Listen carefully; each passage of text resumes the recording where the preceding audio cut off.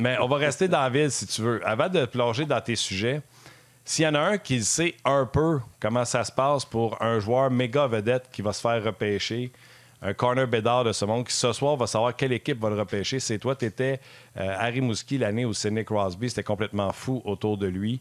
Peut pas faire à semblant qu'il sait pas que la loterie ce soir, c'est pas la loterie pour savoir qui repêche premier.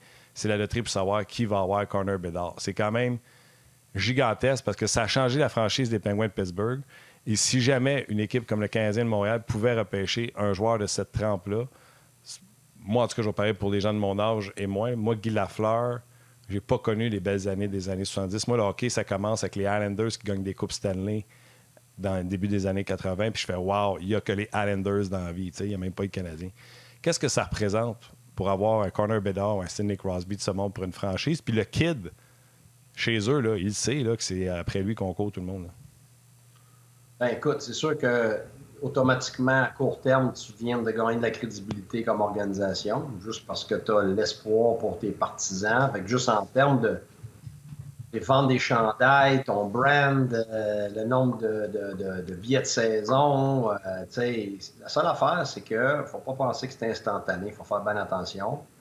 En termes de performance, je veux dire. T'sais, même Sidney Crosby, il a eu 102 points sa première année, puis il a livré la marchandise avec toutes les attentes qu'on avait envers lui à Pittsburgh. Mais la première année, il a fait 102 points, puis Pittsburgh n'a pas fait les séries.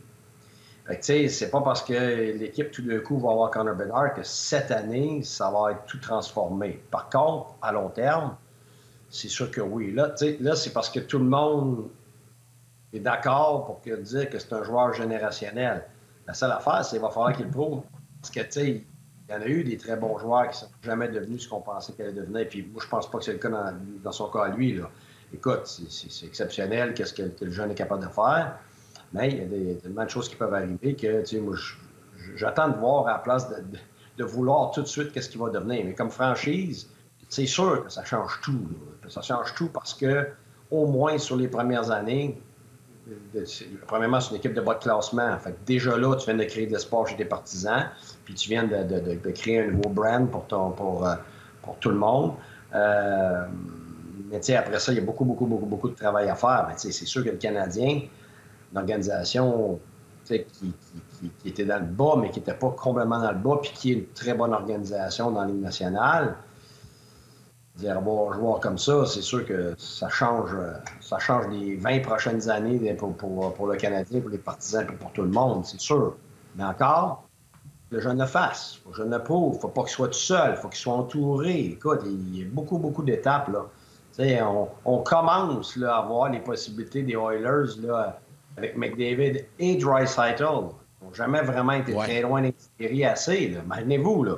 Ça fait quoi, là? 12 ans, 15 ans, plus que ça, là, que les Oilers d'un bas fond a repêché les joueurs. Puis ils ont McDavid, on dit que c'est le meilleur joueur au monde, et que l'autre meilleur joueur au monde, c'est probablement Draisaitl. Ils ont les deux meilleurs joueurs au monde dans le même club, puis ça prend tout, là. Fait que, tu sais, c'est pas parce que c'est un joueur qu'à un moment donné, tout est réglé. C'est pas vrai.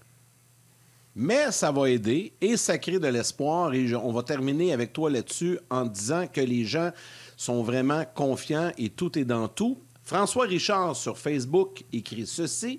Messieurs, en ce 8e jour du 5e mois, le Canadien détient 8,5 % des chances. 8e jour, 5e mois, 8,5 % des chances. Est-ce que tout est dans tout? Et la numérologie fera en sorte que le Canadien gagnera la loterie ce soir. J'ai trouvé bonne quand même, mais il y a un petit peu de recherche là-dedans, il faut que tu y penses. Mais on ne sait jamais. Alors François, on va souhaiter que tous les partisans du Canadien te donnent raison. C'est ce soir, cette loterie à 20h. Oui, Martin. Je vais t'en ajouter un autre, Yann. Le 8 mai 82, le Québec perdait une idole. Est-ce que le 8 mai 2023, on va trouver un nouvel idole? Oh!